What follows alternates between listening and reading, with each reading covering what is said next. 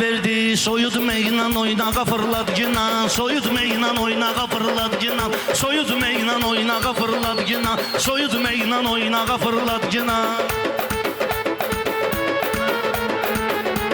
Soyutmayla oynağa fırladıcına, soyutmayla oynağa fırladıcına. Kimliğimi bu toyda bildirim ben. Bir tane anekdot seni güldürüm ben. Ermeni göster vurup öldürüm ben. Sen demeydi torpağa fırladıcına. Sen demeydi torpağa fırladıcına. Soyutmuyun. Elim öğrenip elim öyrədəndə, kişi bugün sənəti tərk edəndə, Alabaçıdan Qubaya tərəf gedəndə, maşınımı 5 barmağa fırladı yine. Maşınımı 5 barmağa fırladı yine. Soyut meynan oynağa fırladı yine. Soyut meynan oynağa fırladı yine. Yanmışıq yan yana mümkün deyil. Belə düşürük ekrana mümkün deyil.